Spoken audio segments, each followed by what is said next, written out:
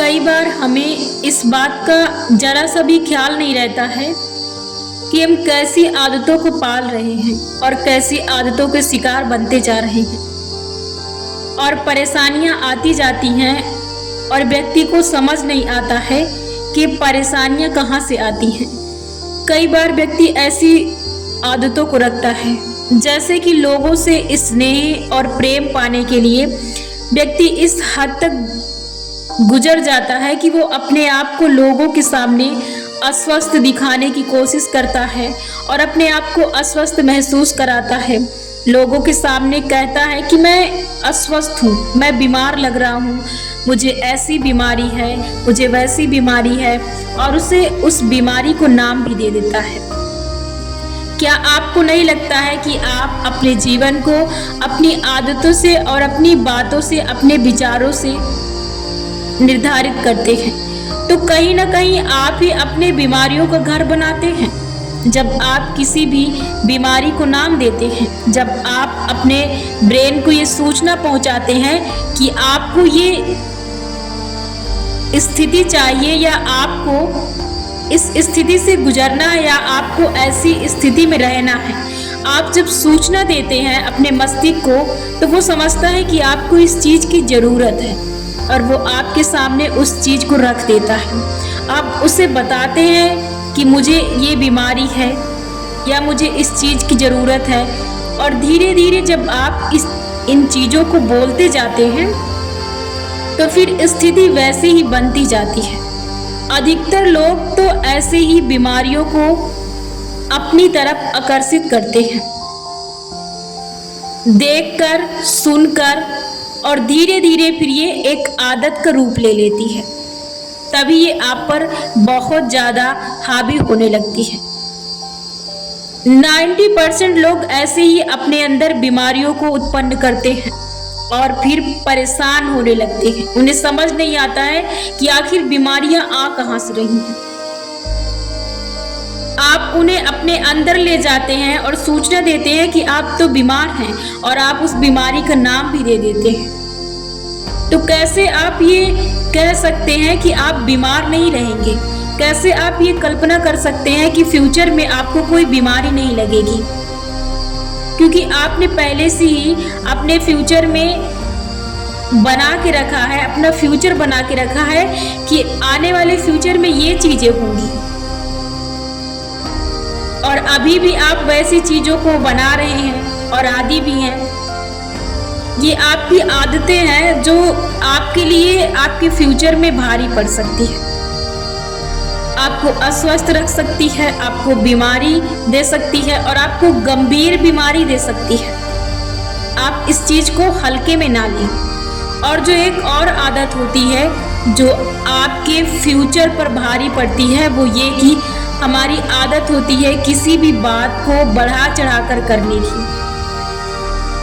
वो जैसी है उसे वैसी ना रख कर हम उसे उससे अधिक सोचते हैं और उससे अलग सोचते हैं और उसे बढ़ा देते हैं, और अपने आप से उसमें कुछ और भी सोचकर और भी उसे बड़ा कर उलझा कर उसे और भी बड़ा कर देते हैं।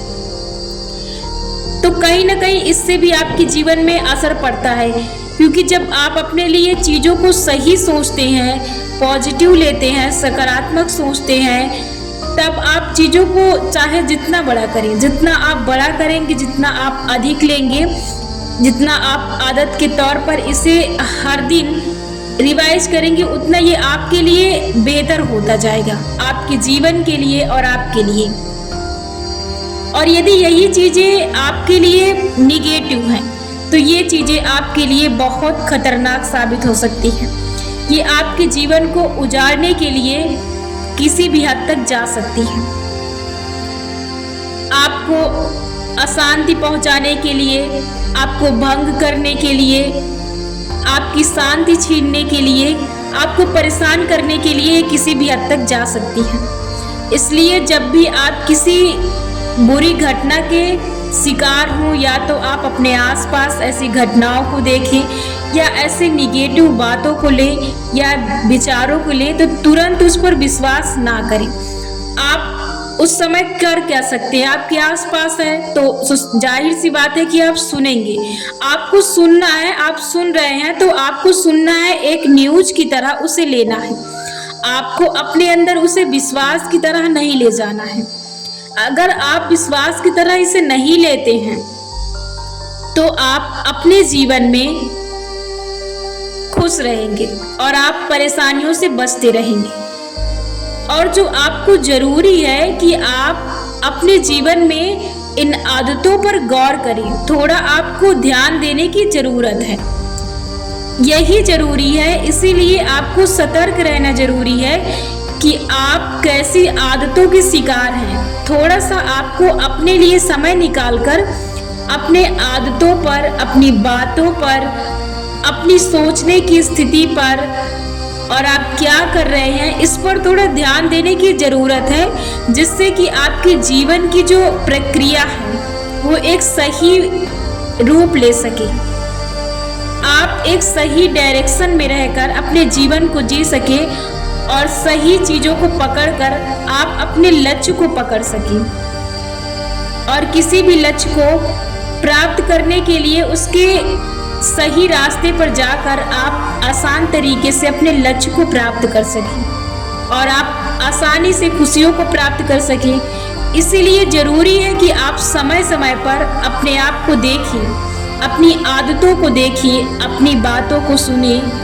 आपको अपने आप पर गौर करने की ज़रूरत है, दूसरों पर नहीं, क्योंकि दूसरों से आपको फर्क नहीं पड़ता है। फर्क पड़ता है तो सिर्फ आपको अपने आप से।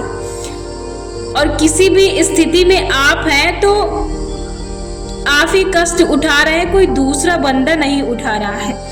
तो इसलिए आपको अपने आप को देखने की ज़रूरत है और अपने आप को विजुलाइज करने की ज़रूरत है कि आप क्या सोच रहे हैं, इससे आपके जीवन में क्या असर पड़ रहा है और आप कहाँ जा रहे हैं, आप किस दिशा की तरफ भाग रहे हैं, आप कैसे माहौल में रह रहे हैं, आप कैसे व्यक्तियों की संगत कर रहे हैं, इससे आपके जीवन में क्या असर पड़ रहा है, आपकी जिंदगी में इतना तनाव कहाँ से आ रहा है, आपके जीवन में इतनी ज़्यादा निगेटिव चीज़ें कहाँ से छा रही हैं, इन पर थोड़ा आप ध्यान दीजिए। इससे आप अपने जीवन को एक सही डायरेक्शन में, सही दिशा में रखकर आप अपने जीवन की सही प्रक्रिया को लागू कर सकते हैं। और आपको कहीं ना कहीं ये ध्यान देने की ज़रूरत है कि आप किस बात को, किस विचार को, ये किस चीज़ को लेकर बैठे हैं, किस चीज़ में बार बार आपका मन जा रहा है। कहीं इससे आप बहुत ज़्यादा थिंकिंग की ओर तो नहीं जा रहे हैं? क्या आप बार बार किसी एक ही चीज़ को पकड़ रहे हैं और एक ही चीज़ को सोच रहे हैं और इससे आपको तनाव हो रहा है और आपको ख्याल भी नहीं है कि आप कैसे जबरदस्त इस आदत के शिकार हो रहे हैं, इससे कि ये आदत आप पर हावी ना हो। इसलिए इस आदत को देखकर, परख कर, सतर्क होकर रोक दें, नहीं तो इससे भी आप अपने जीवन को खराब कर सकते हैं।